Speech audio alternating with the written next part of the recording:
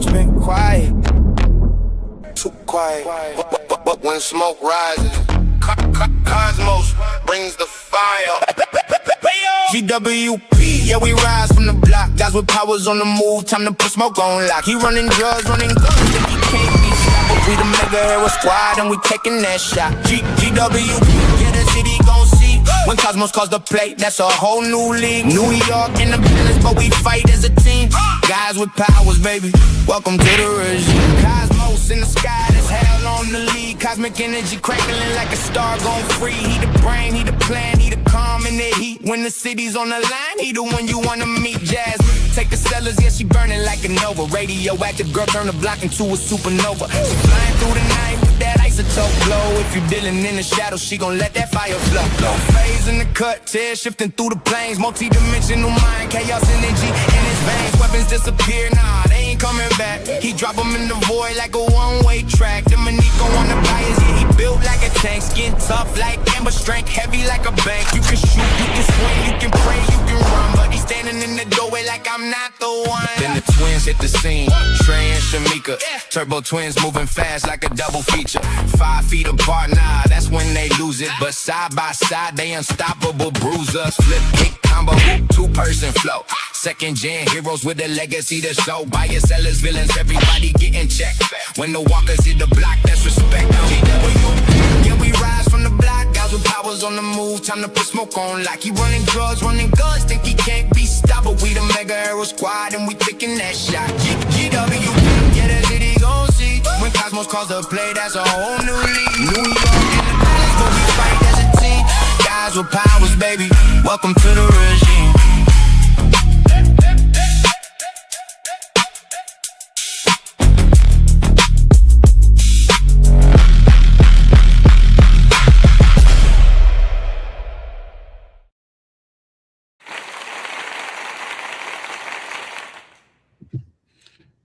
So you saw that and you heard that.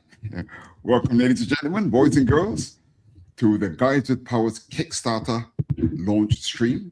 I'm Jerome Hinds here from the Madness Entertainment Group, and we have the man behind the GWP concept, Dan Sehn. How you doing? Okay, now before we get started, I'll set the mood with the backing track. The tune that we just heard on the intro is a tune that me and Dan came up with between us. And I've got the instrumental here, just playing in the background. Dan, is that too loud? I've got a habit of playing my music too loud. No, I think that seems like a good volume here.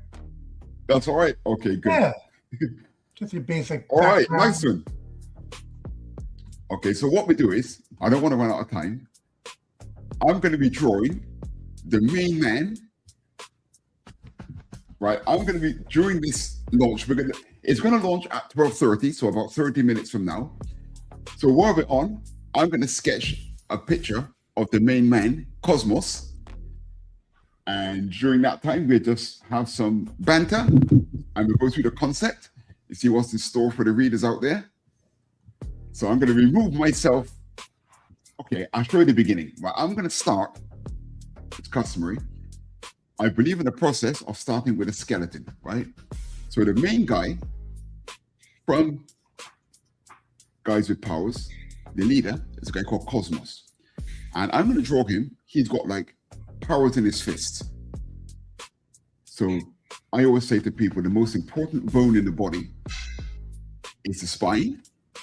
And then next to that is the hips and the shoulders. So once we get some intention happening with these parts of the limbs, I think you're in good stand. Now here, we're gonna have one leg coming forward. And there's an ulterior motive as well, ladies and gentlemen, for me doing it this way, because over the years of me working with Dan for ThunderZone, I've done a lot of drawings, and we've got a book coming out on the esteemed July the 4th. We'll be launching a book going out through Amazon called How to Draw Characters from ThunderZone. And in that book, you'll have lots of exercises to go through where I use this methodology. We start with a skeleton. So I'm going to do this. So you see where I am here. And I'm now going to share screen. So I'm going to stop sharing screen. We can go back to Dan. We'll come back and check on my progress in a moment. I was going to say, on your drawing there, when you started with the spine, the shoulder blades, and the hip, that's how I always remember in Wizard magazine with Bart Sears, Brutes and Babes, he would say you're starting the body off with like a pillow or a sack of something. So he would draw that same thing you just drew, but I guess really?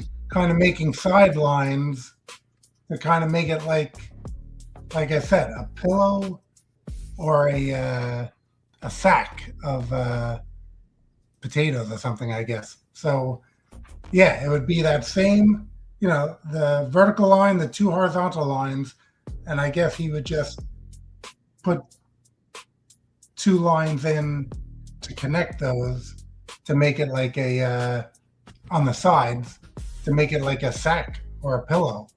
And that's how he would twist the top line, twist the bottom line to kind of show, I guess, the posing that you're doing with the spine. Oh, right. I picked up some of this methodology from How to Draw Comics the Marvel Way. Okay. Yeah, some of the joints and that kind of stuff. But I didn't know Bart Sears went through a similar kind of process with just a slight change to it. Yeah, he had Brutes and Babes was the name of his column, and it's been collected in Kickstarter editions. But yeah, Brutes and Babes was his how to draw. I mean, in the later issues of Wizard, they brought in different artists beyond, like it kind of started with him. And then later on, it was like, Greg Capullo or Kevin McGuire, Adam Hughes, a lot of great artists they cycled in. Right. Just to teach these lessons here and there. Like Kevin McGuire had expression, so that he had like a chapter on expressions. Nice. So was that in Wizard in the 90s? Yeah, that was the 90s Wizard magazine. Still all in my garage. I think I remember some of that, actually. All the copies are in my garage. I just have to organize everything. Oh, you actually collected Wizard as well? Oh, yeah. Have to get that. Jeez. Okay, so anyway, I've done my skeleton, roughly speaking. So you can see the stance that we're going for with Cosmos. Okay, good. So I'm gonna remove this from the screen, and I'm gonna add a Kickstarter. All right. And good. So that's the Kickstarter there. And have you actually stated your goal yet? No, we just, as with a lot of campaigns, because in the past I've mentioned that we kind of like invest in these books ourselves because we believe in them. So we're not investing in something we don't think other people should invest in. So in that respect, I just make a nominal type of goal. This doesn't really cover it, but I did complete the book. So in that respect, I just have the goal as 1,000. Just because, again, the book is complete. I want to get it out there. I want people to be able to get it. The book is completed already, is it? Yes. So that's a one great. of our ThunderZone rules, not to have an incomplete book where people are worried about when they're going to get it. We want to do quick fulfillment for everybody. We, 15 campaigns, we've always fulfilled in a timely manner. We want to keep that rolling. So yeah, book is complete. And Ron Williams did the art, Theo Pinheiro doing the colors, Francisco Zamora doing the lettering, and we had Ray McKay come in to do the dialogue. So I had written the story and had Ron draw it. Geo colored it, and then Ray came in providing the dialogue, and then I went to the lettering for Francisco Zamora, and thus we have that complete book ready to deliver to everybody's hot little hands. Okay, Dan, I just want to touch back on part of your process that you just mentioned. Yeah. So was it Raymond McKenzie? Is that the script writer? Ray McKay.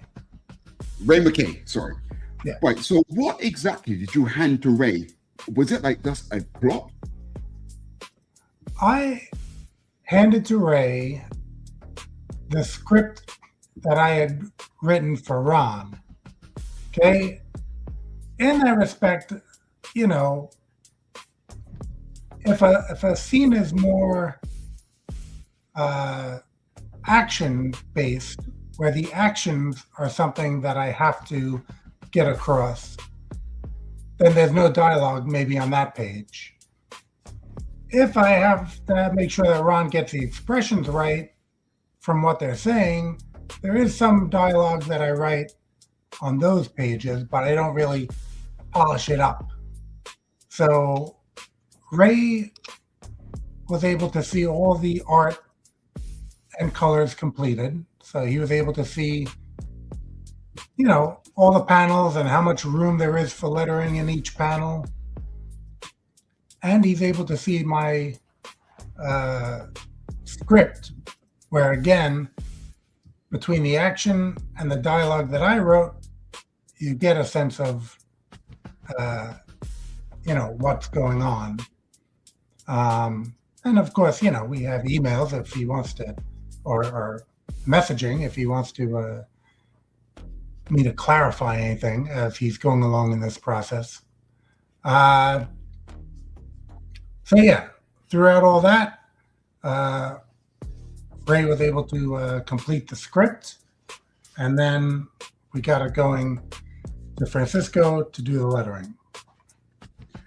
Okay, I mean, I'm the editor, so after he turned in the script, I might have, you know, made a few edits here and there based on what I had in mind for the characters. Right, so all the characters are actually created by you.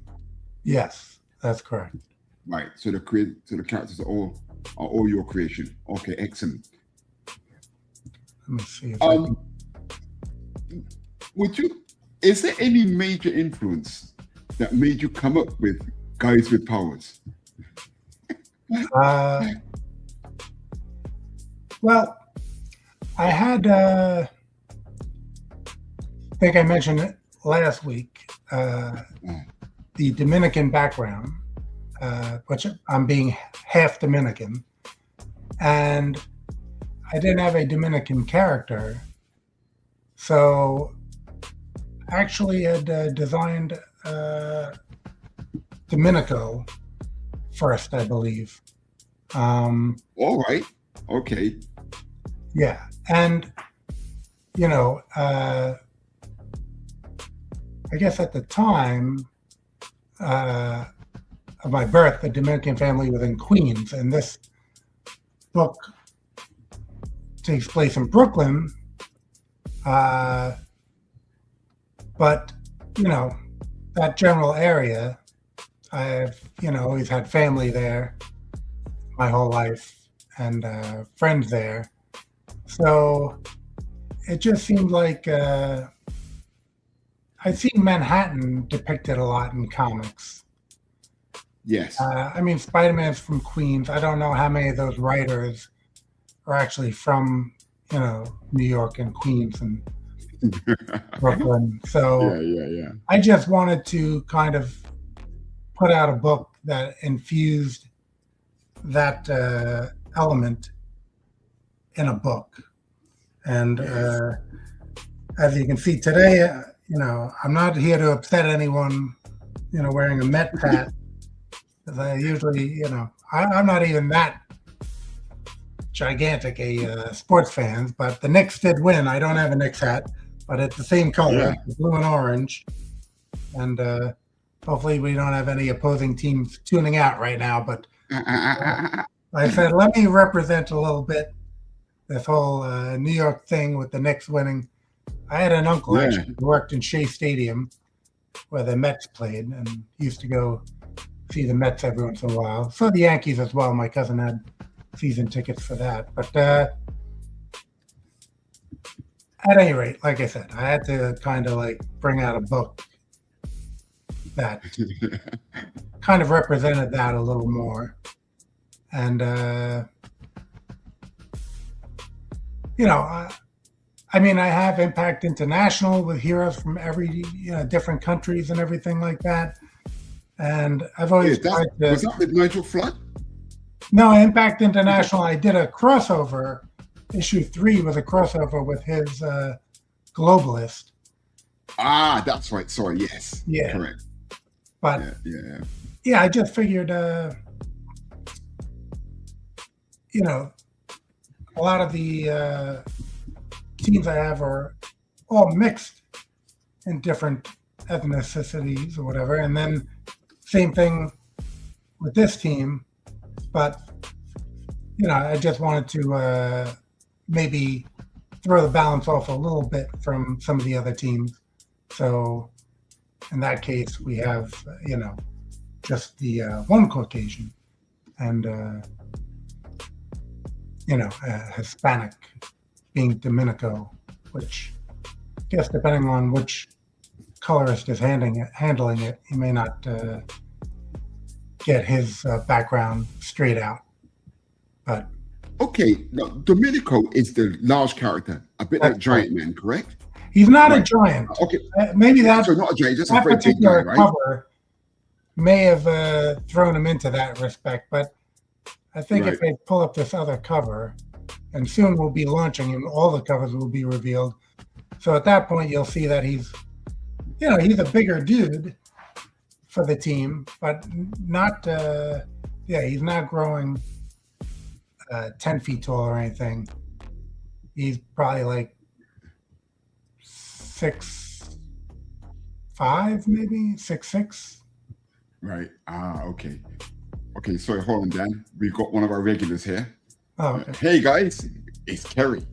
Ah. Okay, hang on. We'll come back to the second, Dan, right? What you say? Okay, she's back. She's back. She says, this is how you show, Jerome. Yes, Dan, she's been scolding me for not selling my work, hard selling enough.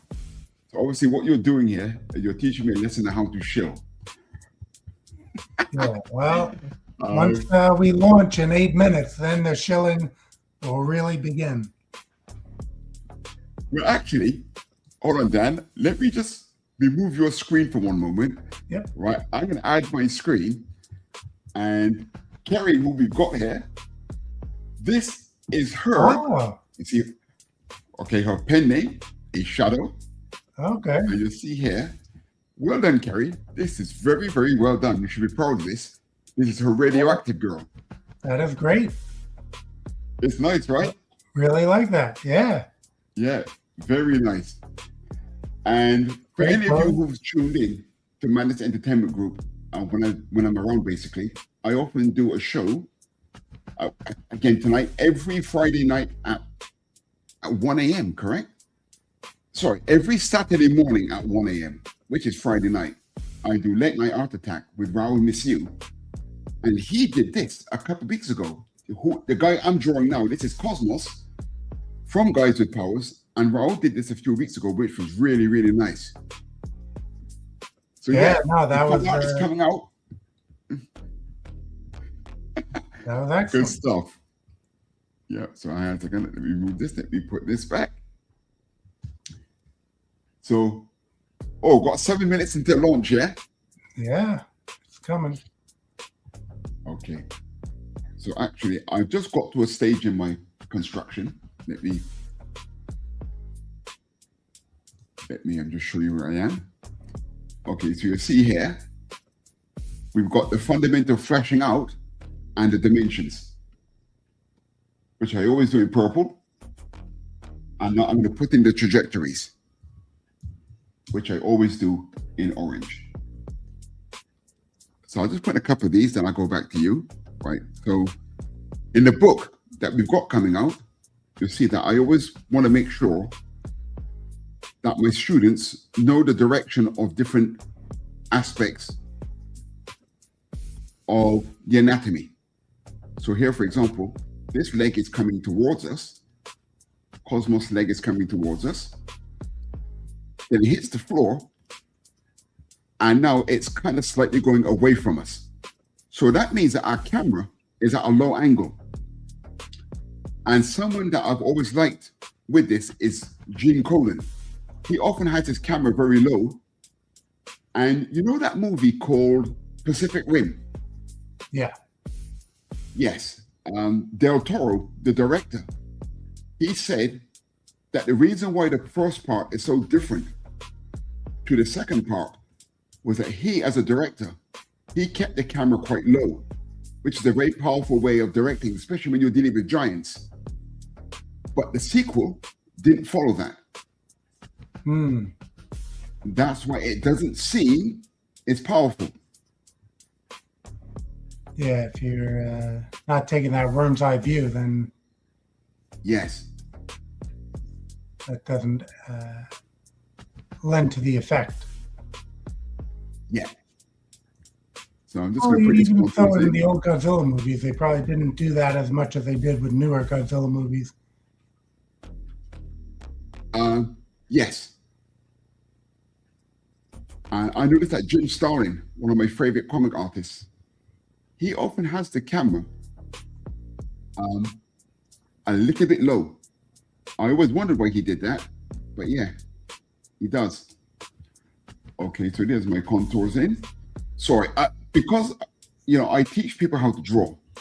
It's very hard for me not to work through methodology because everything can turn into notes. Well, yeah, the curved lines are showing people that you don't want to draw anything flat, like flat looking. Sometimes that'll be a critique that you'll see on someone's comic art. Like you're drawing, your art looks flat. So Yes. these curved lines are something to keep in mind, right? That will show that there's volume to the figures that you're drawing. Yes, that's right. Okay, so I'm going to remove this from the canvas. And let's put this back up.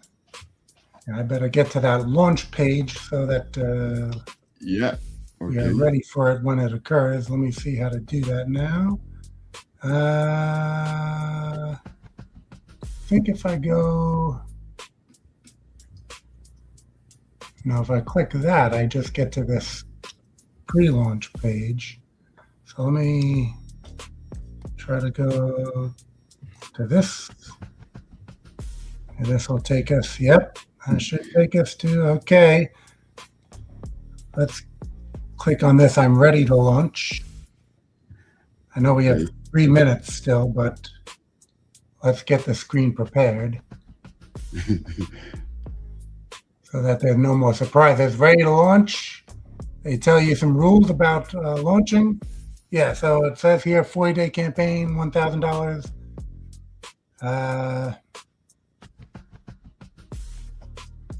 Funding is all or nothing. As anyone who's been familiar with Kickstarter may know, you have to reach the goal, which is again why I chose that nominal amount. It's not really what's going to cover the project, but it is, just we're trying to cover the print run and the shipping to you, and at least with that amount, we'll be able to do that. And let's see. Okay, so it just says launch project. So I guess we got a couple of minutes till that. We'll leave that screen there so we don't have any mishaps where we. We had a lot of mishaps last week. That's it. And you know what? After that, I talked to another creator, and they launched accidentally because they thought there would be a long review process. Launched accidentally. Yeah, he launched accidentally. He was on Facebook asking people, "Is my project live? I think I launched accidentally." And they were like, "Yeah." But he's like, "There's supposed to be a review process or something." And just like I said, all my other campaigns, there was no reviews because, or maybe it was the first couple, and then they said, "Okay, this guy's just making comics, no big deal," and they automatically reviewed me or approved me in the past. All right. Yes. But yeah, he launched accidentally. The opposite problem. All right, here we go. We will launch the project. It's 12:30 Eastern right now.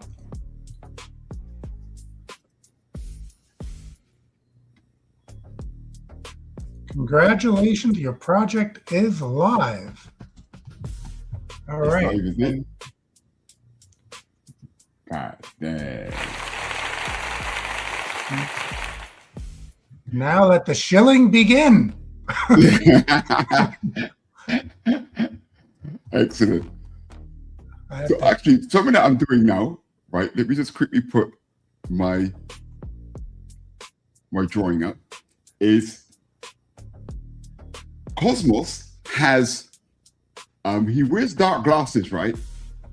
Yeah. Yes. And so what I'm actually doing here is I'm doing something called drawing through the object.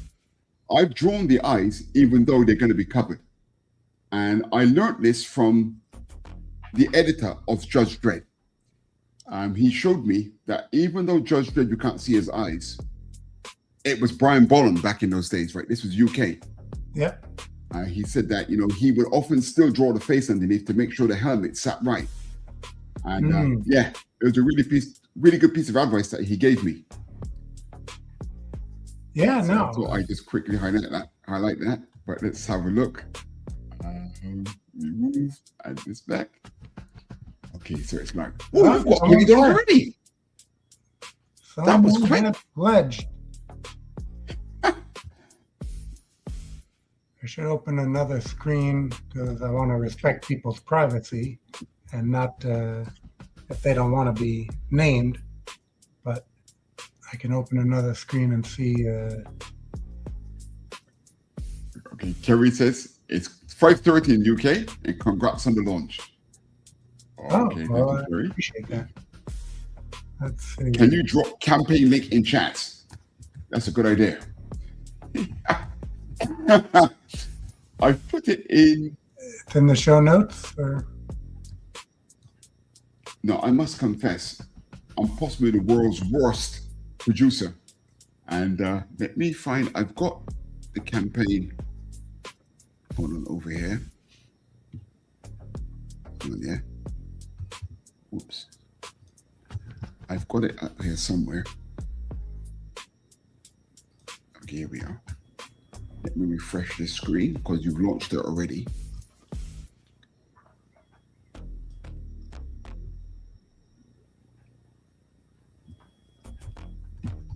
Oh, yes, in Singapore dollars on my side. Okay, so let me copy the link.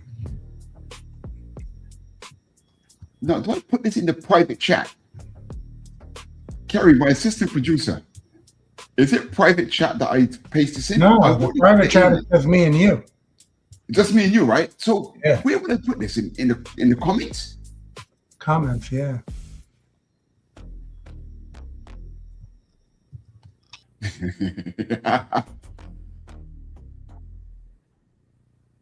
Okay, let me try and put it in here. My goodness, the link looks huge. I can do it on my phone.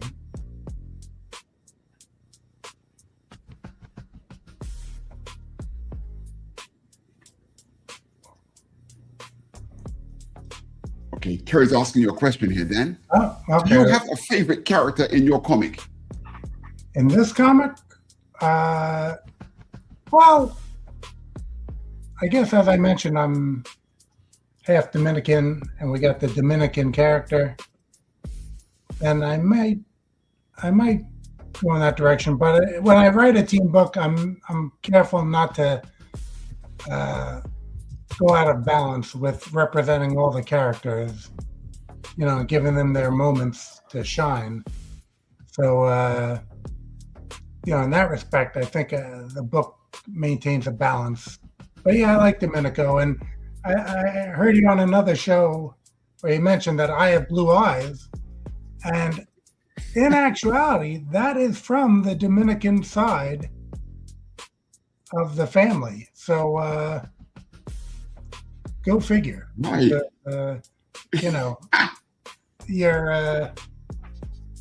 Your Hispanic is not normally blue-eyed, but grandparents coming from Spain before going to the Dominican Republic, Spain is basically Europe. Okay, so when you're from Spain and it's just European, there are blue-eyed, fair-skinned people in Spain. Yeah. So yeah, I mean, combining my blue eyes with my lack of ability to habla, and I'm not, immediately identified as half Dominican, but that I am, and half Mediterranean, the island of Malta. Malta in the Mediterranean Sea near Italy and Sicily.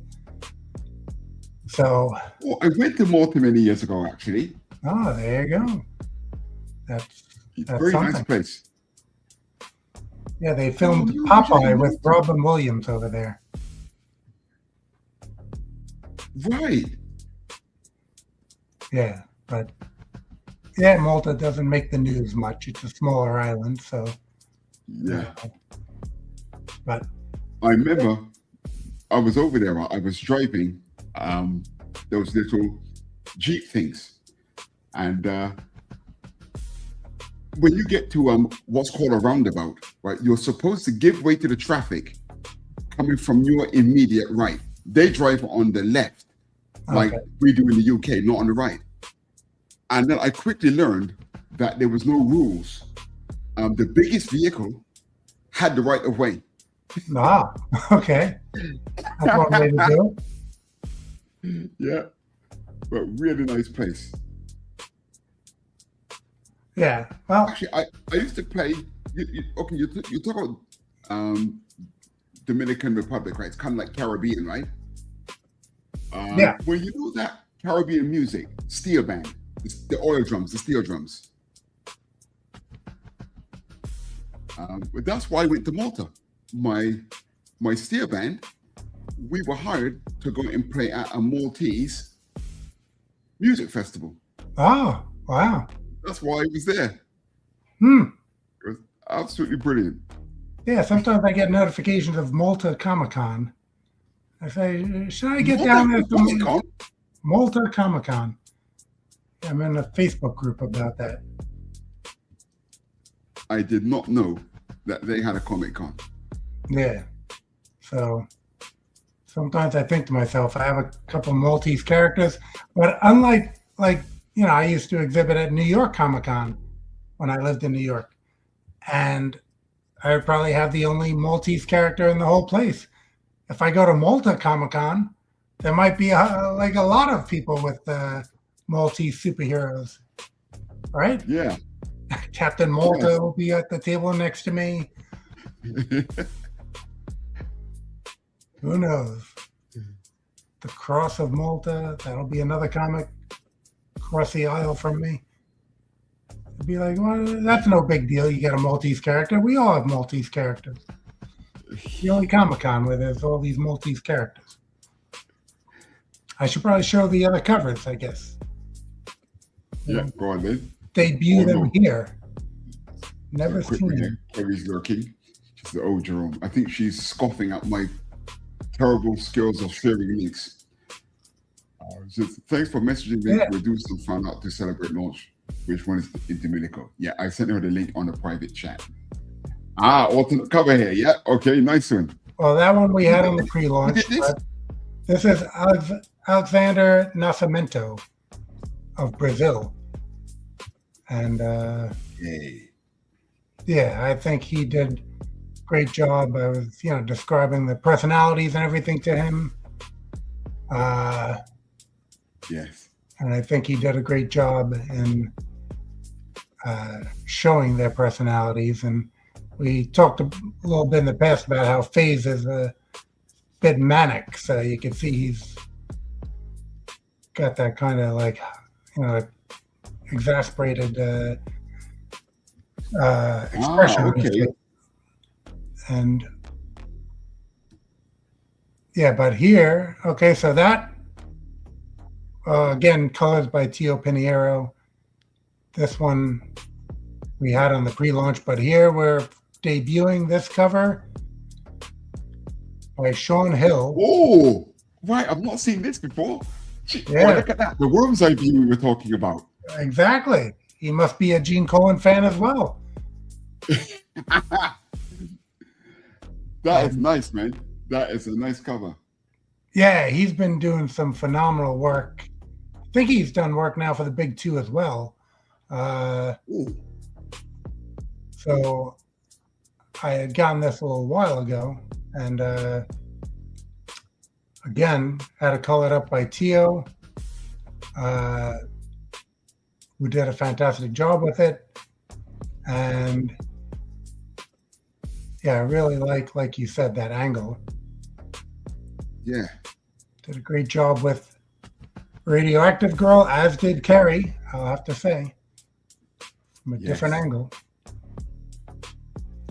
And we have another one. This is a Dominico cover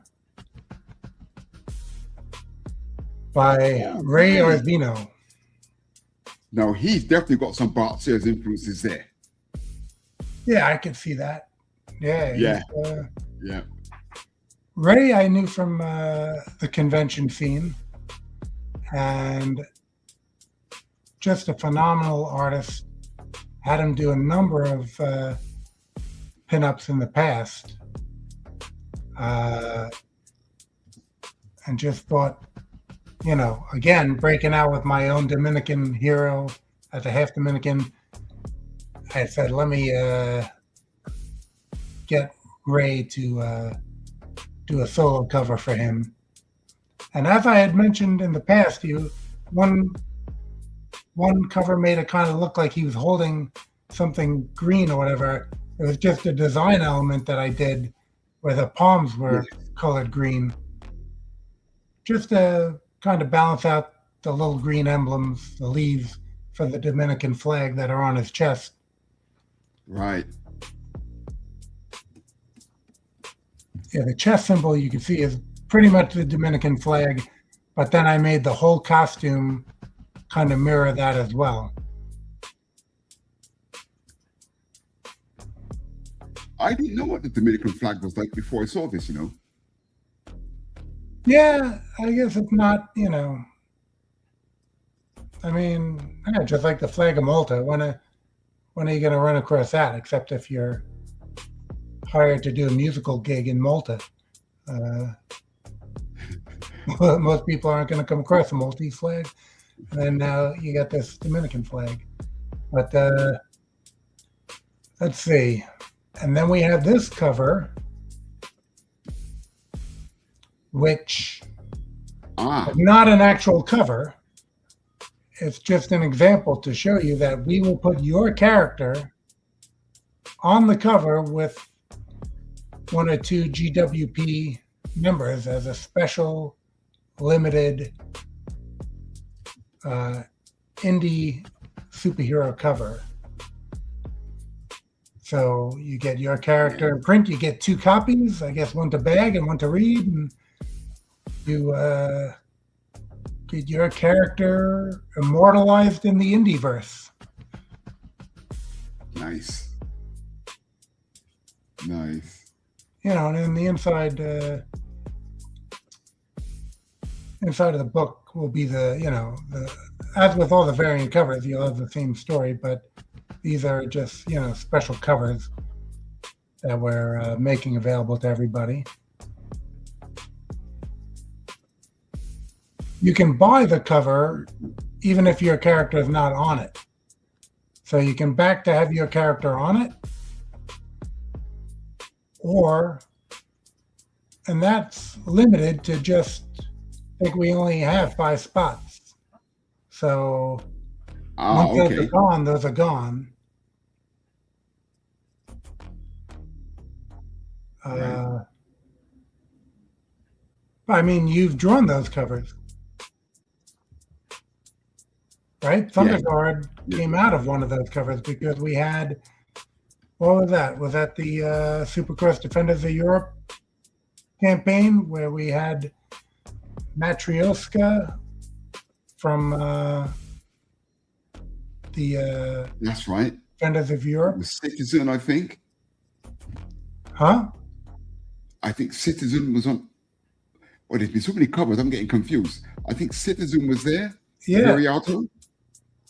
Yeah, but it was they're all in the art book. Yeah, and then we had backer characters that got on that cover. Yes. Okay. Yeah. And you had made them individually, so people got an individual piece from that one. Yes. Okay. I'm just going to quickly share screen, Dan. Okay. I'm there to some degree with the basic sketch. Then I will render it, and let's say we have a result. So here is, one second, let me just remove this. Okay.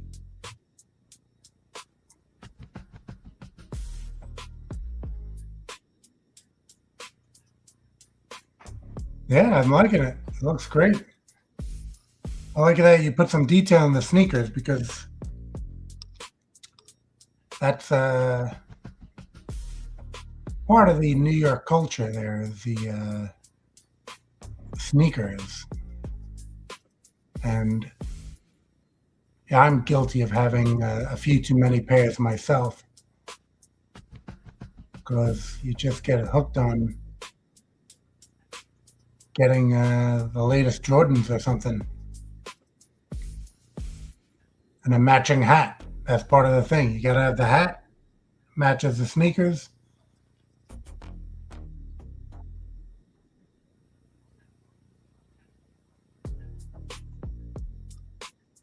And I think it's very dynamic.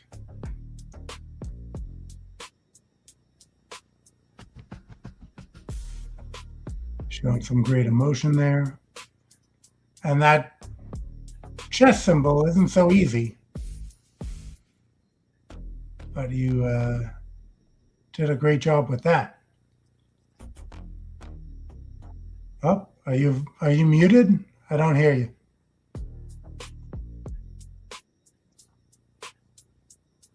I obviously pressed the shortcut there. I have no idea what the shortcut was. I knew it. Yes, I was going to share the screen when I was drawing that, to the way how I sketched that. Hang on a second. Carrie's back. What's he got here? Is Dominico character in white, blue, red costume? Yes. Yes. Big guy. That is he. That's cool cover. Love the angle. Yes, she's picked up on the angle as well. Question answered. Thanks. That's quite the package he has. He's at it again. I got criticized for not having enough of a package on my Goliath once before. It was carrying some other vagabond in here. Passing comment. Yeah, there are some artists. Lady comic nerds. Yeah, that cover can be picked. If that's the one you like, then that's the cover that someone could pick. Yeah. There's also times in the art and in the colors where I'm going back to artist and colorist saying, I like it more realistic. Now, in that respect, I've never gone back to an artist and said, why is there no package? Because there are artists. There are artists who draw. That's how they draw the Ken doll eunuch type of thing, which, and we just accept it because it's kind of like that's just ingrained in our comic fandom, that there isn't necessarily a bulge or package on these characters. But if I had to, like, you know, specify, like if an artist said, should there or shouldn't there be, I would have to say that in real life there should be. So, you know, I guess the movies get away with it doing kind of like a cod piece or something. They always talk about. Yes. So, but yeah, to have all these eunuchs running around, that seems a little strange to me. So, but yeah, and you think, yeah, in spandex, you're probably gonna see something. But at any rate, Ray's cover is great, and okay, I think let's go. We'll see how popular that is. Maybe that's a popular item. Jesus. If that cover like triples the sale of any other cover, then you'll see me telling my next artist, you got more package. We need more package. So we got Jeff. That's my big brother, Jeffrey. Hi, Jeff. Hi, big brother. He's joining the stream. He's joining to hear such debauched language. There you go. There you go. Men want boobs and bum. Ladies want package and bum. More women are getting into comics. Okay. Well, we're fulfilling that demand. Okay, so I'm not going to endeavor to ink our man. And after that, I think we can let you go to bed, Dan. What time is it there? Oh, sorry, it's afternoon there, right? Yeah. Sorry, I'm getting confused. It's me that's at night. It's normally the other way around, you see. I'll go into the other levels, though, just real quick. So Okay. Yeah, keep going, man. Yeah, you can get all the covers, okay, and that'll include that custom cover, but that wouldn't have your character on it if you wanted that. And then we have all of our past ThunderZone releases. Wow. So now you can do an add-on for just like any issue you're missing. So you would specify in the survey, let's say you just need Nature Man #4 or Marshall Strong #2, Supercross #3, whatever one you're missing, you can just specify that book. You know, we're going to launch the How to Draw book on Amazon, but we have that initial comic book copy from the last campaign. And if you're kind of wondering what ThunderZone books there are, if you look on my profile here on Kickstarter and just go to my past campaigns, not the ones that are Argo Comics, that's a different line, but any one that is a ThunderZone campaign, you can see the past ThunderZone comics and order any of them in this campaign. That's nice. They're all kind of listed here, but then we just have our creative team of myself, artist Ron Williams, who did pencils and inks, Ray McKay, who I said did the dialogue. That's one comics we call Scripter. Chio Pinheiro, who did the colors, and Francisco, who did the letters. So you get to kind of read up these little bios of everybody if you get down that far on the page. But yeah, that pretty much is all the levels. Definitely, if anyone has questions after they review the campaign and are not sure about something, they could always message me on Kickstarter, and I can get back with an answer. Nice. So how many tiers is that altogether? Let's see. I'll do it this other way right over on the side here. So we got the digital tier, physical for the first cover, physical for the second cover, physical for the third cover, physical for the package cover, and then getting your character on the cover. That's 6. 7th tier is all the covers. 8th tier, whoops. 8th tier was the digital, all the books we put out so far. That's 30 books altogether you'll get on digital. Oh no, I'm on the print one. Yeah, the digital, all the books we put out, 30 books, 30 ThunderZone books, 30 ThunderZone books printed. That's the final tier.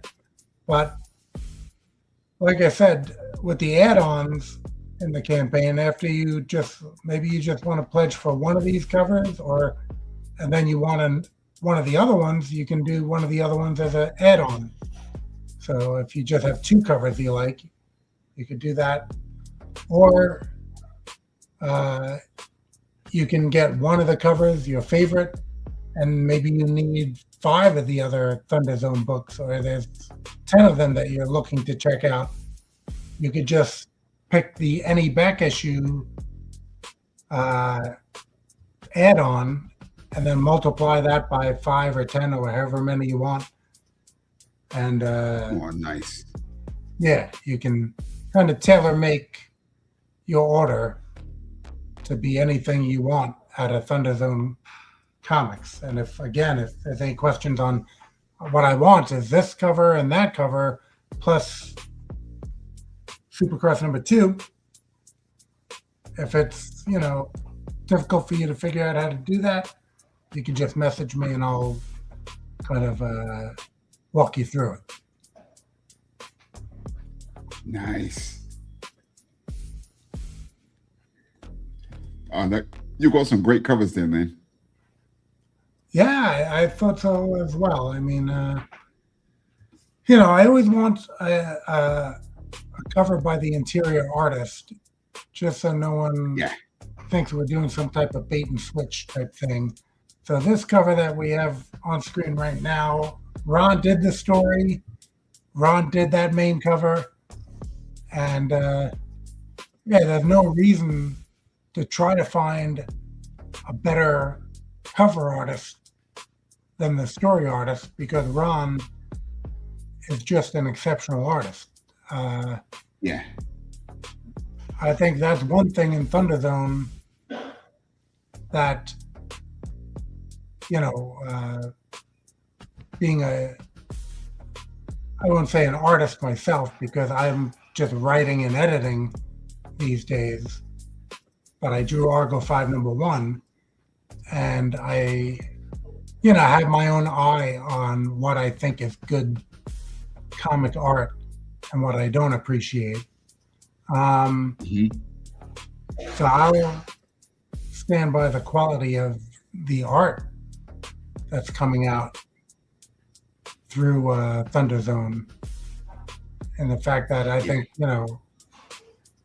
Ron is top notch, and I think that cover stands up there with anything that's out on the stands. Yeah, I'm happy that he did the interiors as well. We have 2 more issues of this series, and I've been working, like I said, I kind of want things to flow smoothly when we put these things out. So those are pretty much, they're not lettered, those issues, but they're pretty much done so that we'll be able to go right through. You mentioned that Ron also did the inking?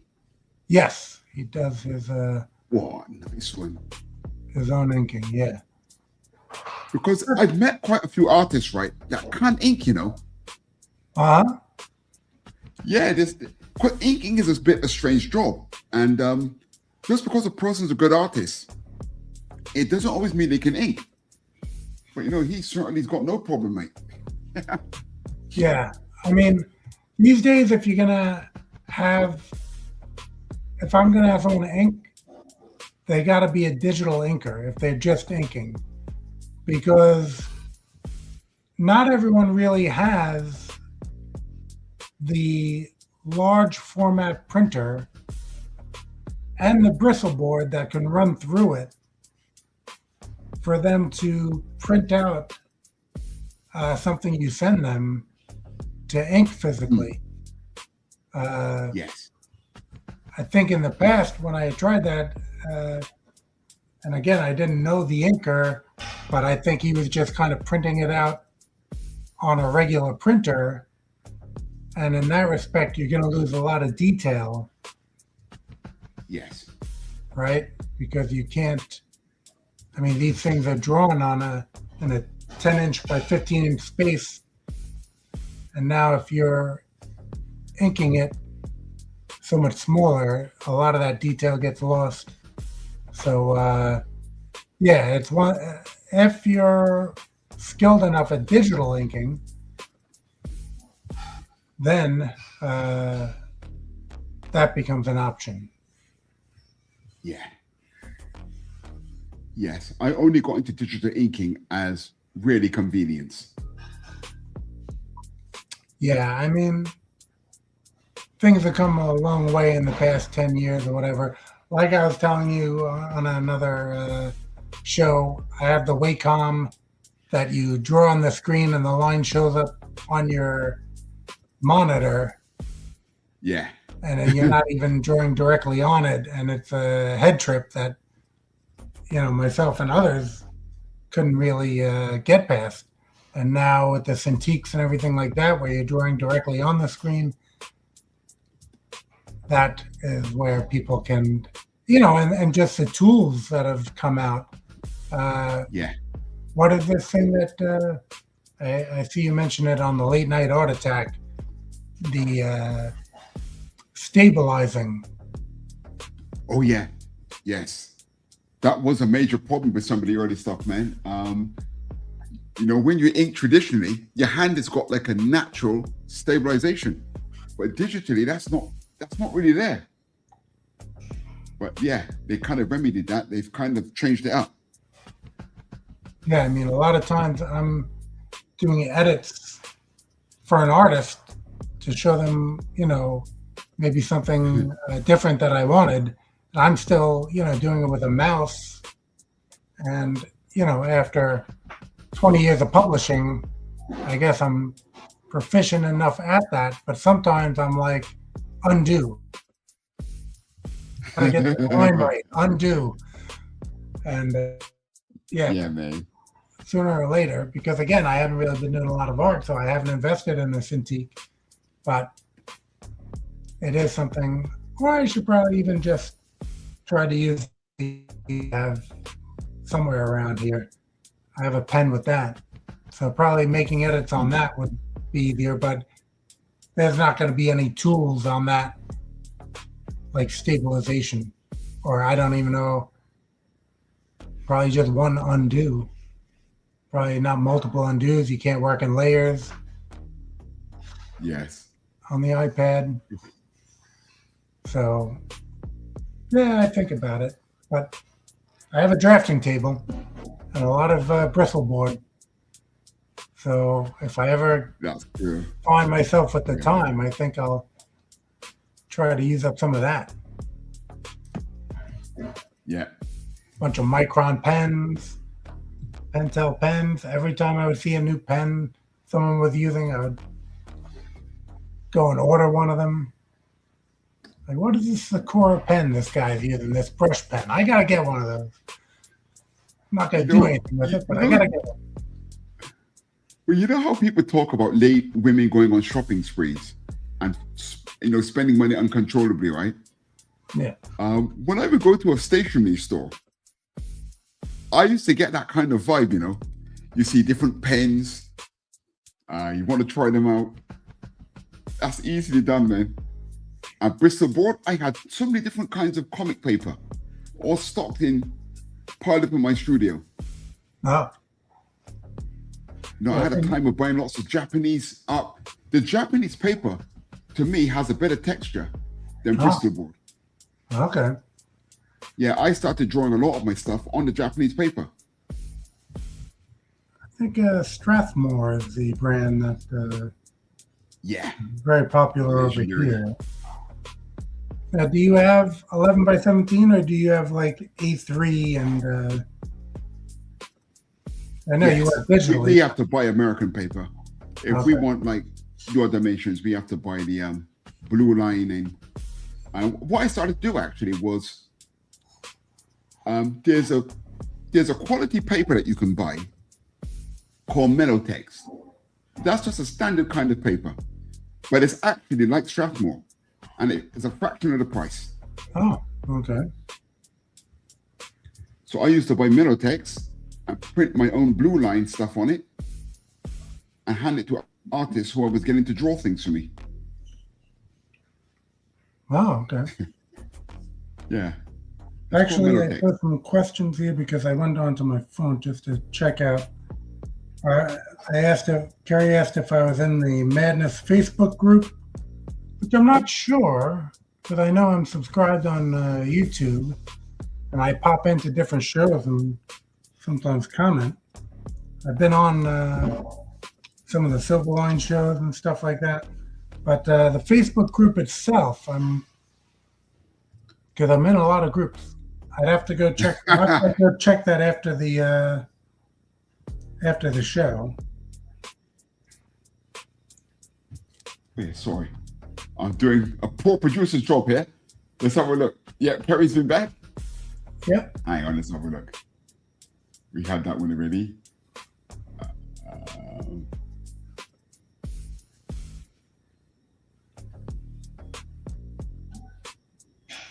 Kerry strikes again.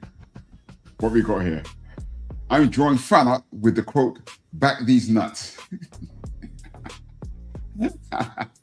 There you go. We've had a couple more pledges as well.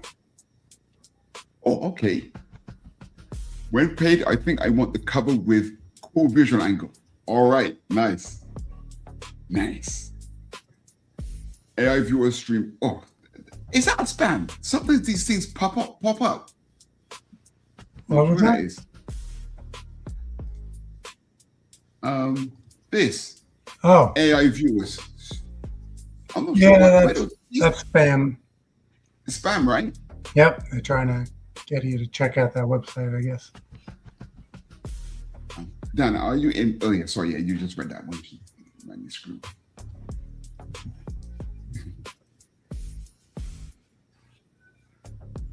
Yeah, but I'm going to rotate to another cover here. This is the one she was talking about, I guess, with that extreme angle that she liked. The Sean Hill. Yeah. Yeah, that is very, very nice. It might be because of the packages on display. Well, now the other one had to. Let me just look up. Sean Hill. Carries the bad influence. Just want to look up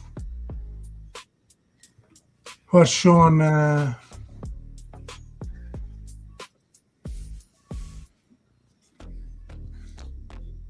me see here.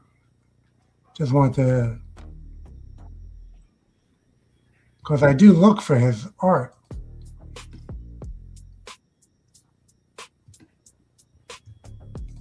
But I was trying to see his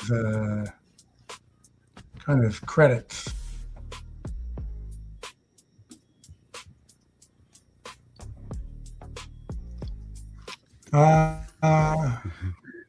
Let's see. Oh, I guess X-Men seems like it says 2023 was signing his new X-Men collection at Fandom Comics. So, Who's that? Sean Hill. All right. Yeah, so we had done this before he did any X-Men work. Oh, right. Yeah, this cover that we have on screen right now.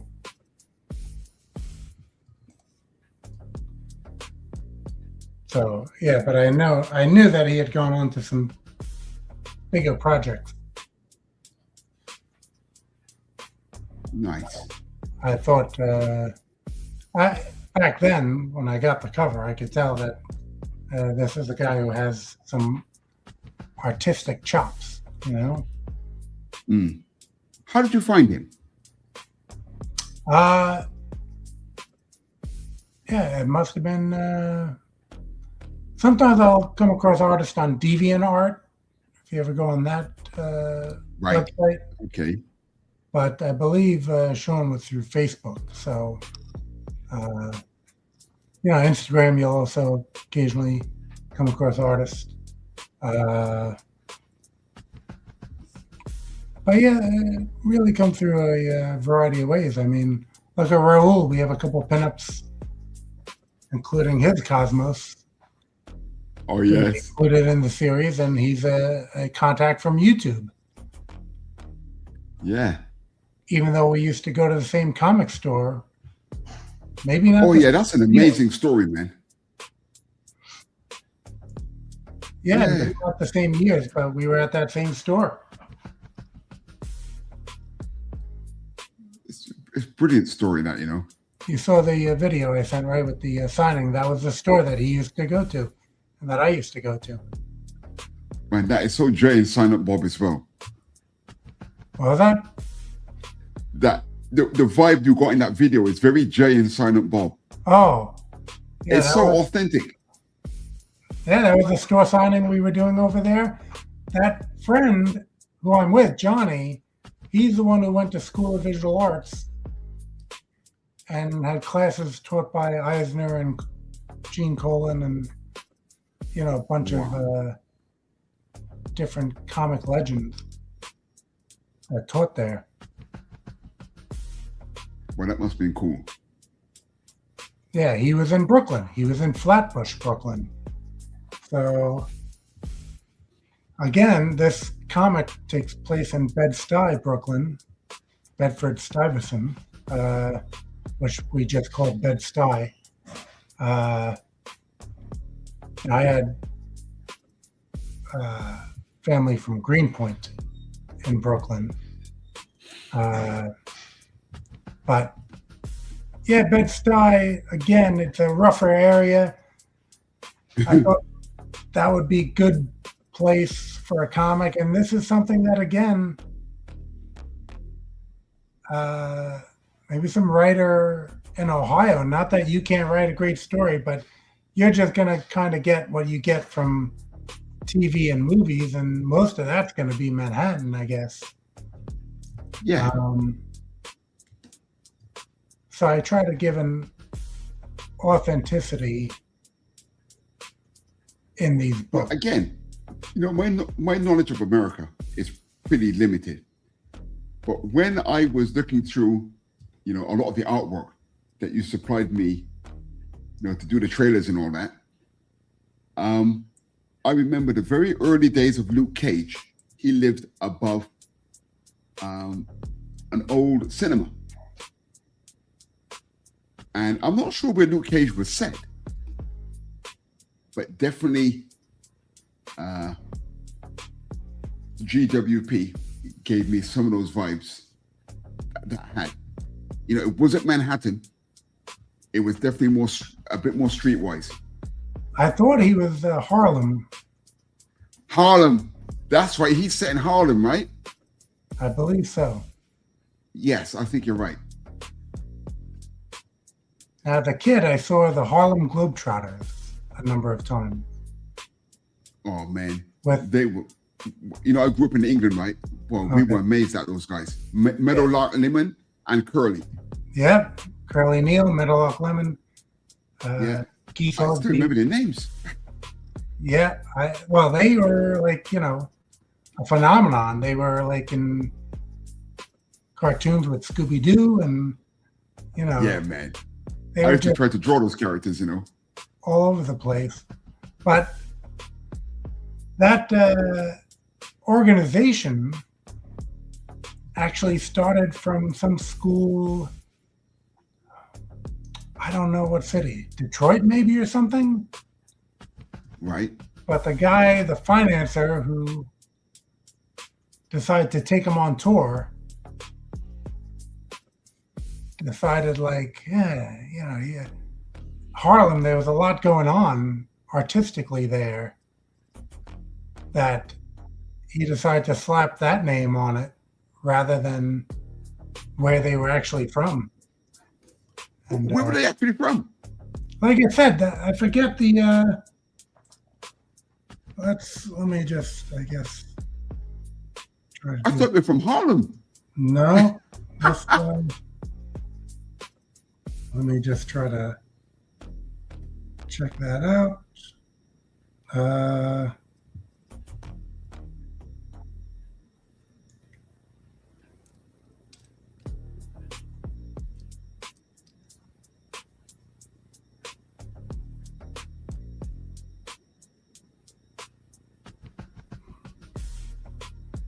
I think it was Abe Saperstein. Let me look it up.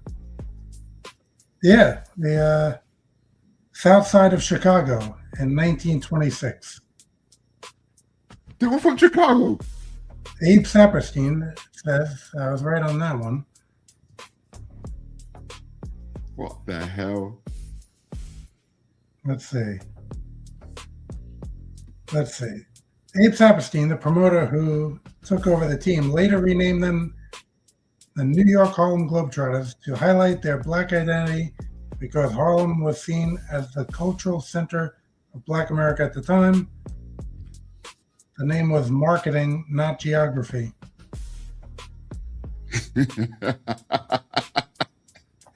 Ah, damn. What a piece of marketing, man. It definitely worked on us in the UK. I have a Meadowlark Lemon jersey. What? No, with his name on it, or he signed it? No. Just like a replica, you know. Right. And I think on the back, instead of lemon, it says Meadowlark. But who knows? But I think there was a point to all this. Well, yeah. Well, we were saying Luke Cage. That's one of the few Marvel series I have from beginning to end. Is Luke Cage Hero from Hire, #1, all the way to the end of Power Man and Iron Fist. Yeah, man. So that was a excellent series. But in New York, like I said, being a lifelong New Yorker for up until 4 years ago, moving to Florida,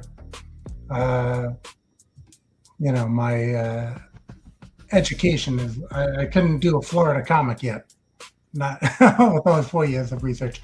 But let's say like Ireland or something, I'm not the guy to do that book. And we have Nigel Flood in the ThunderZone doing that book. Or Singapore, you're over there, the ins and outs. So for Supercross to be, set in Singapore,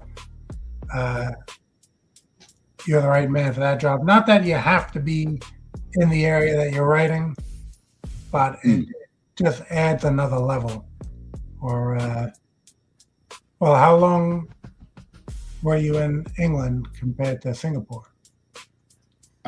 Okay, I've been in Singapore for the last 30 years.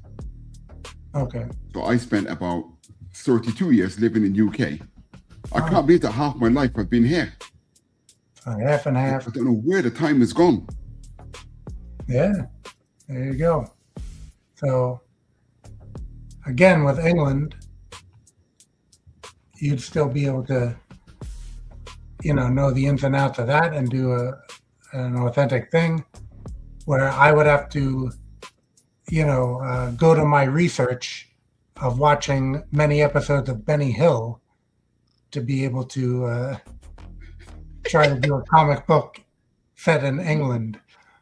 Man, Benny Hill. For us, He was the first person that I ever knew that got cancelled. Well, aside from the Beatles, he was the biggest American import from England. Did you know, Dan, when he got cancelled in the UK, we thought he disappeared. We had no idea that he went over to the States and made it big. Did he physically come over here? I think he did. Oh, I didn't know that. Have you seen, you've got the World Cup at the moment, the soccer World Cup, football, yeah? Yeah.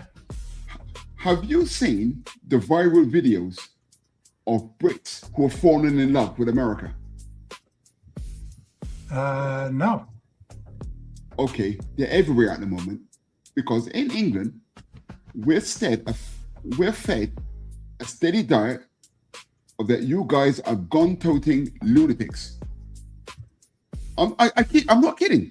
Well, we think America's a crazy place, but of course they've come out there for the World Cup, and now they've seen what the country's like for themselves, and there's a barrage of videos of Brits and Europeans absolutely going berserk at how friendly you guys are and how wonderful the country basically is. Total shock to the system. They have no idea. The media, did you know, I had no idea that Ronald Reagan had a sense of humor. What we were fed in the UK was that he was just basically an idiot. But I've heard some of the jokes.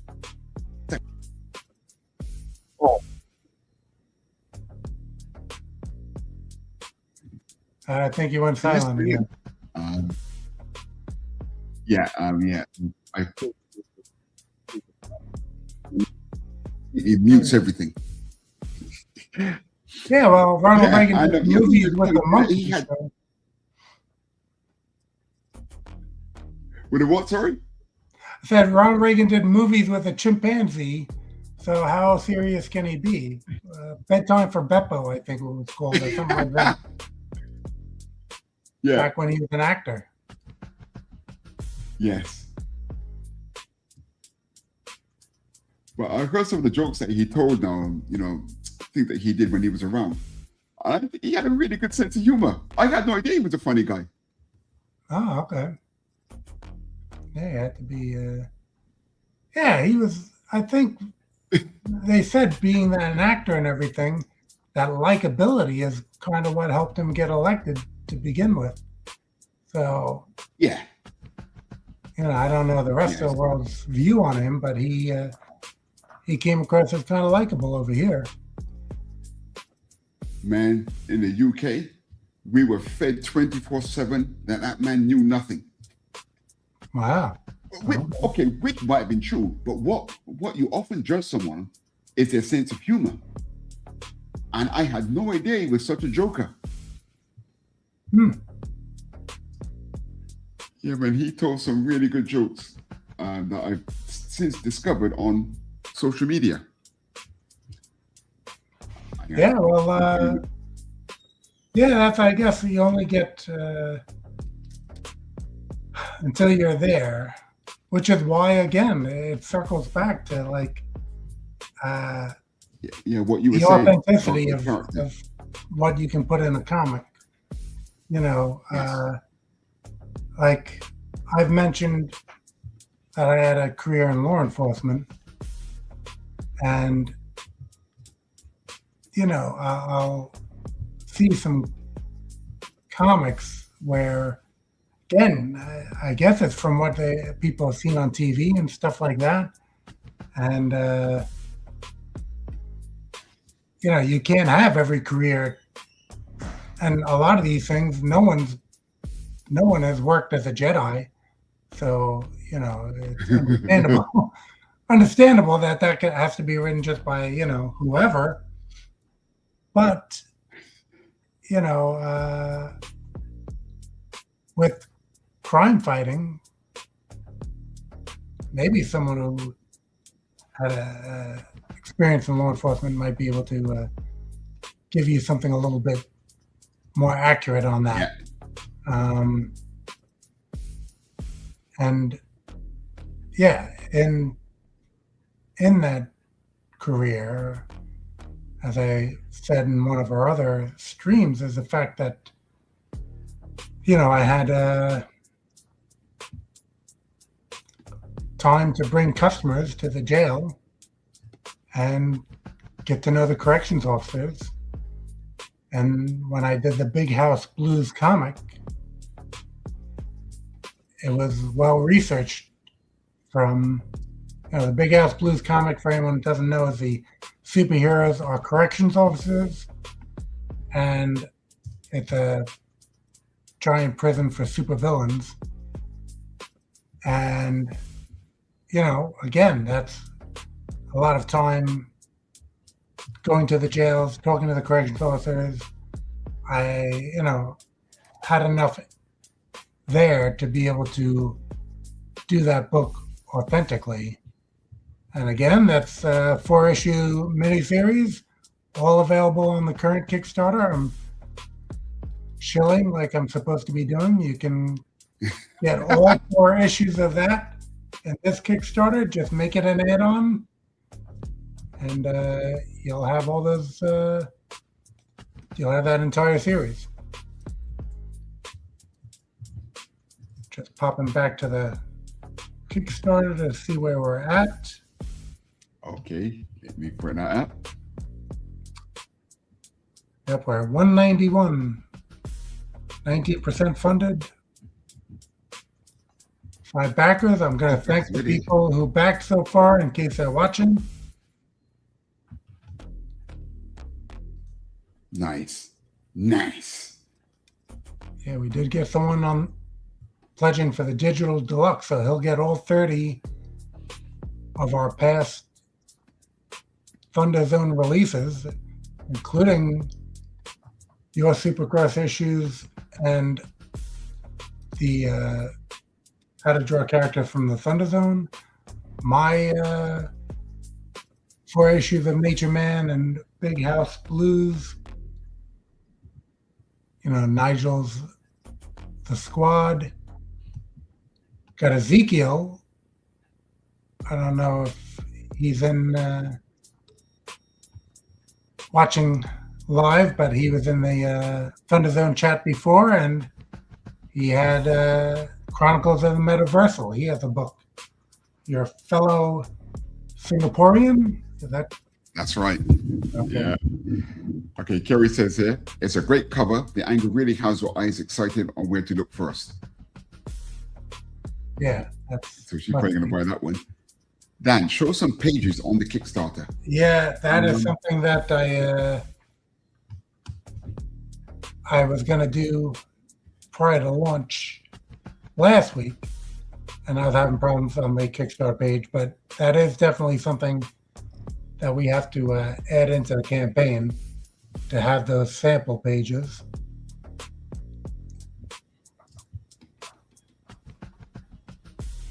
Let's see.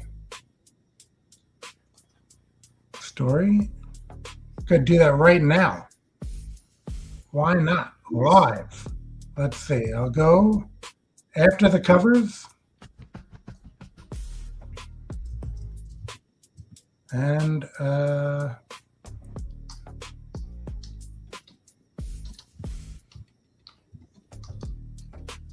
Okay, right. While you do that, okay, everyone watching, I'm going to run the trailer for Guys with Powers, and we'll be back here in a couple of minutes. Let's take a look at Guys with Powers, kind of in action, you could say.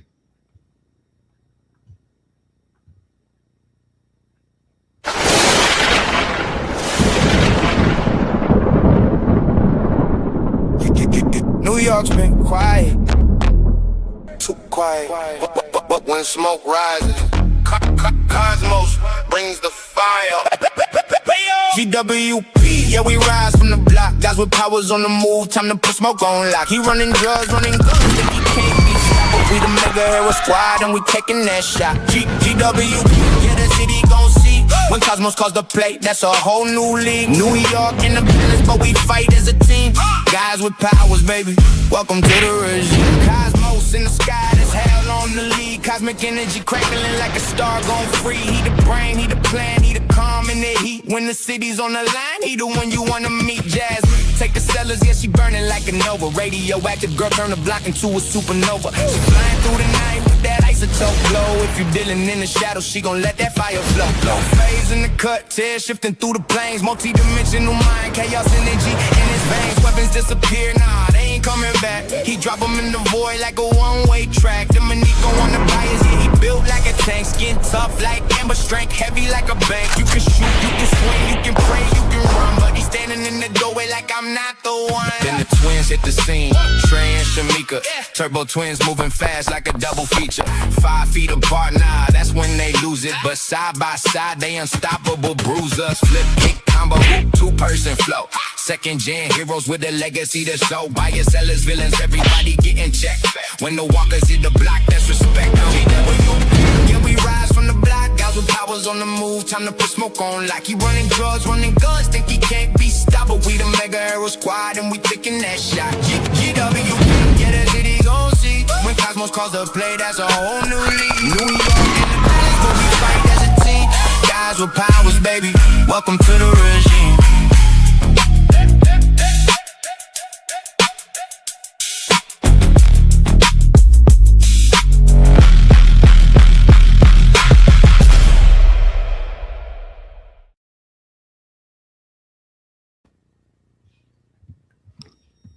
Yeah, we're live. So I suppose we saw some preview art in that trailer. Yeah, but I To have some the degree. pages up now. If you want to do the share Yes, screen, excellent. I'll go through Okay, them. so let me add that to the stage. We can take a look. Oh, I have to refresh the page. Hold on.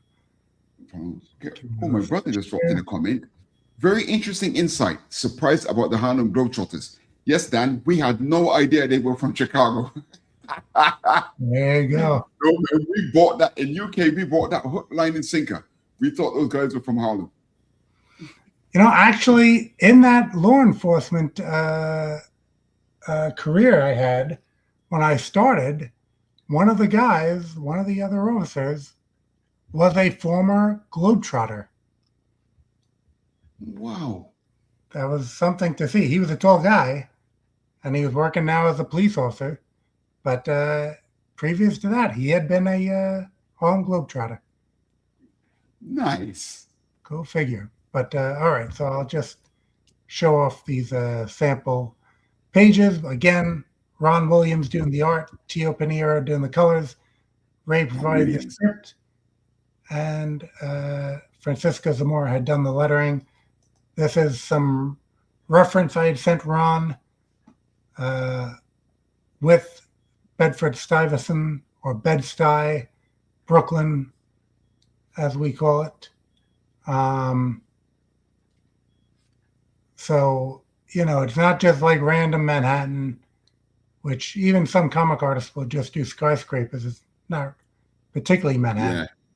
But, and here we have who you are drawing and who Raul drew, Cosmos. Popping into a donut shop, which we see there's a secret passage in the donut shop to a elevator going downwards to the GWP headquarters. We got Cosmos. PHAZE is a character who lives in multiple dimensions at once. So he's here in our dimension, but he's also seeing a whole bunch of different realities at one time. Dominico, who's a big, strong, bulletproof guy of the group. Radioactive Girl, she can fly and shoot radioactive fire. And the Turbo Twins, Trey and Shamika, who, as long as they are within 5 feet of each other, you're unable to defeat them. As long as they're 5 feet within each other.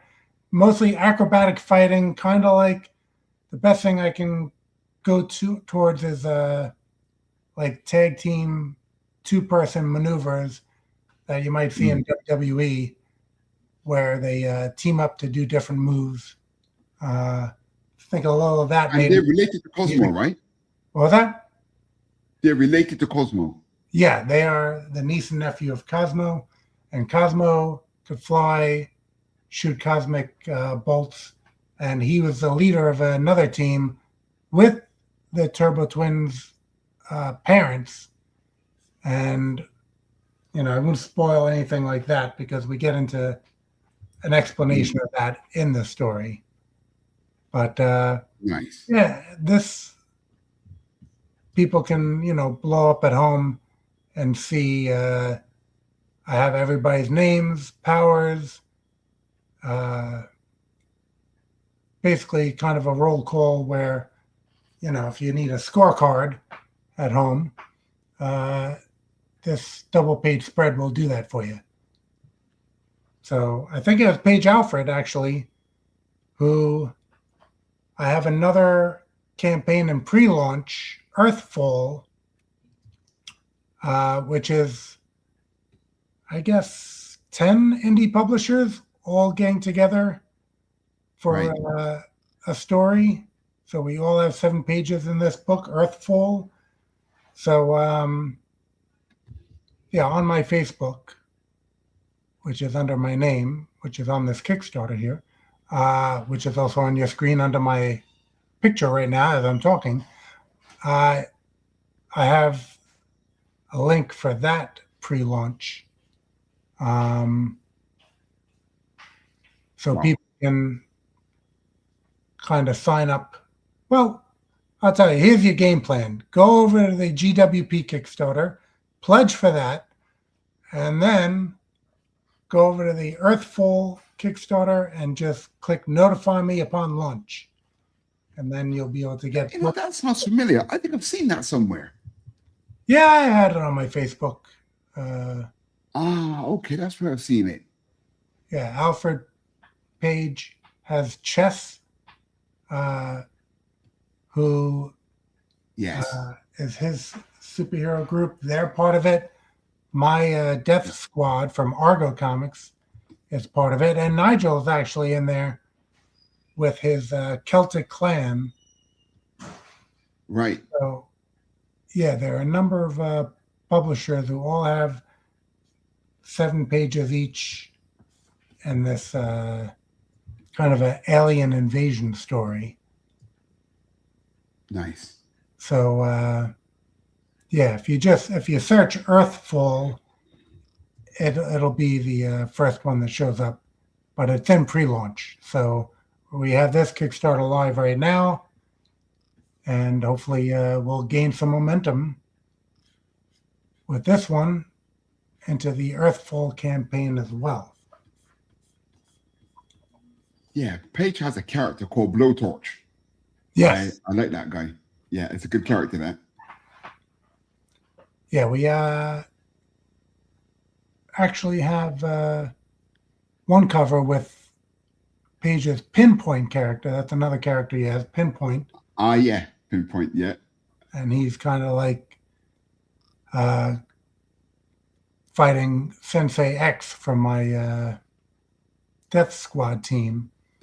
I guess it should have a little note like this scene does not actually occur in the comic because they're both teaming up against these aliens. But it was a fun cover nonetheless. Nice. Yeah, but Well, I did my basic inks to let's have a look. 1 second. I completed the basics. I would like to do a full render on it, but probably not enough time. But so this is how we turned out. Oh, great. Yeah, very dynamic. Like I said, that's a great pose. And you got some depth. So there. like Foreshortening. we'll just have a quick recap. I always start with a skeleton. Then we flesh out. Then we make sure we know the dimensions. We get our trajectories in. Then what I call detail, which is the basic sketch. Then after that, you can switch off all of this. You can do your inking. And I put the power on a separate layer.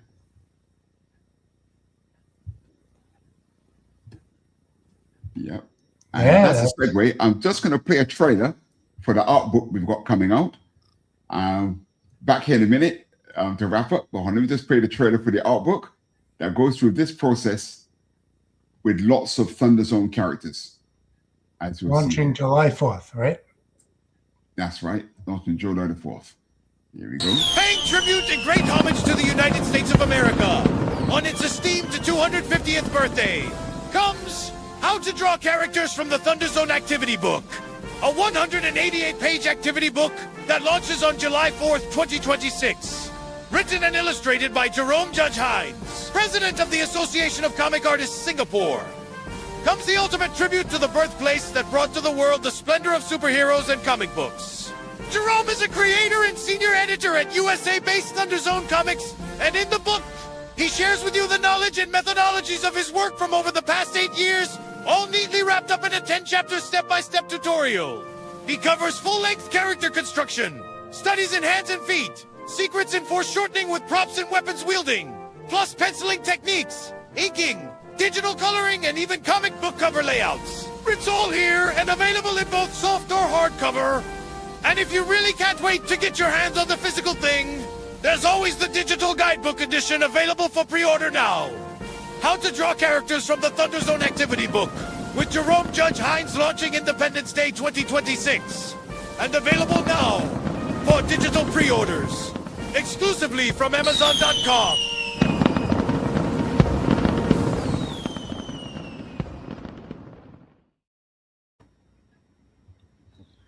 Nice one. And Art Comic says, only here for a little bit.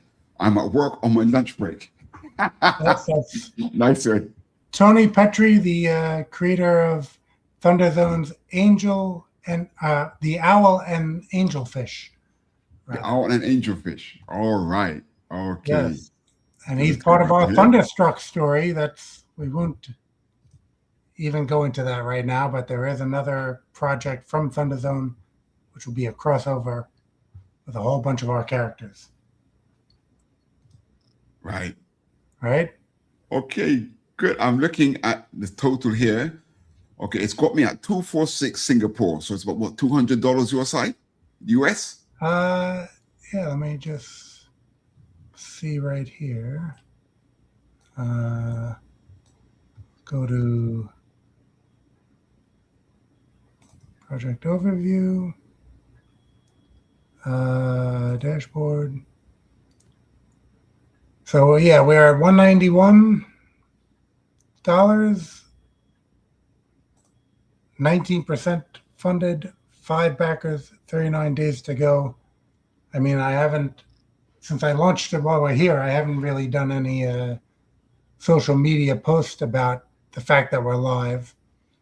So I'll have to get through that. I think this is basically coming from just whenever you launch a project, Kickstarter will send a message to past backers saying, oh, Dan Sehn has launched another project. Check it out here. You know, like if you're a past backer. But I mean, if everyone's at work or doing whatever, you may not even see that message until later.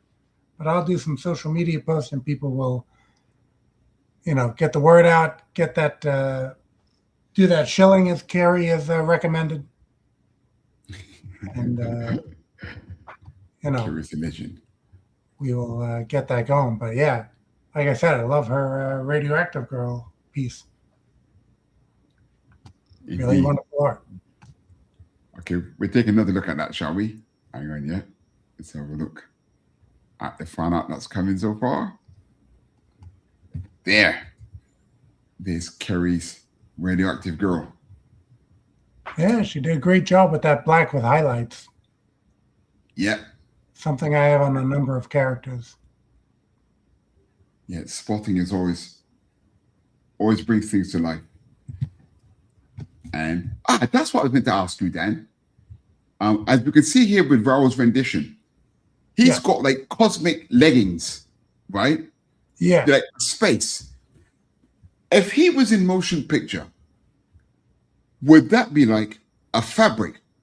Or would it look like his legs are actually, Infinity from Doctor Strange? Yeah. Would his legs be portrayed like Infinity or just a fabric that looks like a spacescape? I think it's more of just a fabric that looks like a spacescape. It's not like really a special effect. Like we wouldn't have, like, if it was a live action or animated, there wouldn't be any meteors streaking through it or anything like that. It's just the look of it. Right.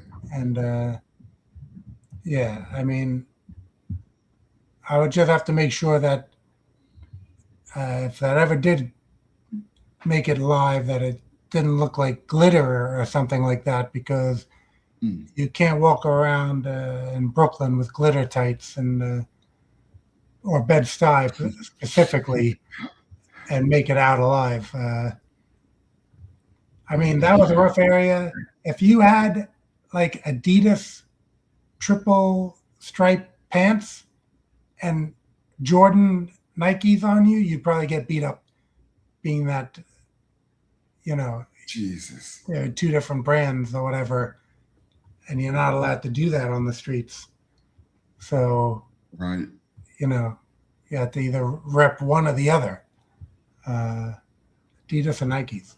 But yeah, no, that would just be, like I said, a pattern of stars. Oh, that's a bit. Actually, sorry. I like to put my thing on here so we can see here. I won't go do it straight away, but can you see this? I did a time lapse so we can have a quick. Oh, okay. Just a quick build of what we just did. See how it was built.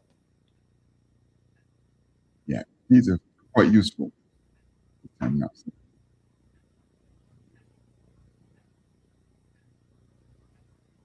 And I remember looking at some John Buscema drawings of how he built his characters. And these guys are so good. And yeah, this is straight out of the How to Draw Comics the Marvel Way. That's the exact methodology. Yeah. That's one of the... I always tell people to buy that book, whether or not you're into comics. You take comics out of the equation. What it teaches you about basic perspective, etc. Is incredible. Let's speed this along a bit. Is the inking. And there, I would like to do all that spotting and time permitting. Whoops. Sorry, you're not seeing that on the screen. I just noticed that it's not showing you what. You can see it now. Oh, there you go. Yeah, I would like to spot this totally. But that would take a bit too long. I got to teach. It's now 1:48 here, and I got a class at 9:30 in the morning. But before we go off, let's check back in on the Kickstarter and see how we're doing. I think I just backed it. Oh, okay. All right, thank you. Let's see. I'll just refresh it here. Yeah, we got up to 277 now with 27% funded. So we are Wow.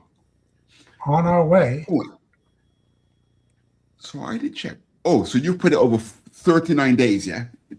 Yeah, I over put a it month. on a 40-day campaign. Right. Good. Okay, so it's all hands on deck now to sell. To pledge. Nice one. Okay, Dan, anything else you want to say before we sign off? No, just for everyone to just please go check out the Kickstarter. And like I said, we have those covers now, the sample pages. If there's any questions upon pledging, you could always shoot those over in a message to me on Kickstarter. But yeah, like I said, just the book is done, so people can pledge with confidence that they are going to get their book in a timely manner. And I appreciate you having me on the show. No problem, Dan. It's a pleasure as always. We just have a sneak peek back at what I've been doing here for this launch. And here, drawing Cosmos. So I'll just go from I'll zoom in. You know, when I do my art show, I always got to remember to zoom in. So quite brandless, those trainers. I have to fix that probably. You are trainers, guys, so maybe you could tell me what he's wearing. I get a reference. And oh, I should have spotted inside his mouth. Hang on. I think I can drop a black in here. That looks better. Yeah, no, it's looking fantastic. I think that has to be a pinup in one of these issues of the book. Okay, nice one. Cool. See, I'm struggling to save there. It's because of the time lapsing that I'm doing. So nice one. So I'm going to run a couple more trailers as well for the other shows we have here on Madness Entertainment Group. Then we're going to finish with the animation again. And maybe we can meet back here again for the countdown for the end of the campaign. Well, or yeah, we should do that. Maybe either that or I get on to one of the late night art attacks, because if Raul is watching, Raul, we miss you. I think Raul works shift. Miss you. So you won't be asleep. Instead of what's with you, miss you, I'm going with miss you, miss you. We're not that he's Raul and T. Oh yeah. It's what I say. What's happening with thee, Raul and T? No, Raul and T. What's happening with thee? I'm always waiting for a voice on the in the background to go, "A pitiful who don't have me on the show." I'm waiting to see T show up. Where is Mr. T? Oh, dear. It's Raul and Mr. T. Hey, Raul, let me get on. T is his girlfriend, actually. I'm not sure who T is. I thought it was Mr. T. Let me get on the screen, fool. Classic stuff, man. So again, thanks everyone for tuning in. I'm having a look at the trailers. I'll see you all back here later tonight with Raul. And thanks so much for tuning in for the guys with PHAZE Kickstarter launch here with Dan Sehn, Dan the Man from ThunderZone Comics. I'll see you all back here at 1 a.m. tonight. Saturday morning early to you, but 1 p.m. for me here in Singapore, which is much more of a civil hour. What? Yeah, we've been here for 1 hour 49 minutes. I didn't realize it was that long. All right. Yeah. So enjoy these trailers. I'll see you back here later. Peace. Bye-bye. Super Saturday's Draw Along welcomes you to Jungle June. That's right. Join Jerome Hinds here on the Madness Entertainment Group for a month of tutorials on how to draw some of the best-known heroes from the land of rainforest. Black Panther, Shana the She-Devil, Khazar, and Zabu. And of course, the King of the Jungle, Tarzan. That's Jungle June with Jerome Hinds on Super Saturday's Draw Along.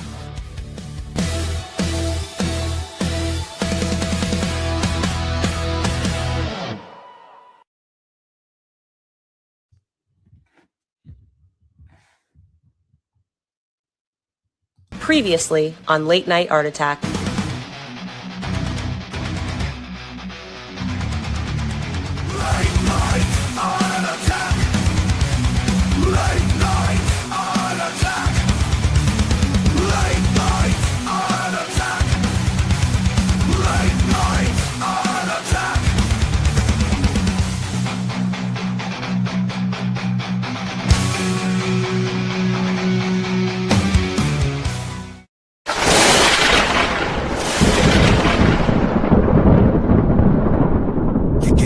New York's been quiet, too quiet. But when smoke rises, Cosmos brings the fire. GWP, yeah, we rise from the block. Guys with powers on the move, time to put smoke on lock. He running drugs, running guns, think he can't be stopped. We the mega hero squad and we taking that shot. GWP, yeah, the city gon' see. When Cosmos calls the plate, that's a whole new league. New York in the business, but we fight as a team.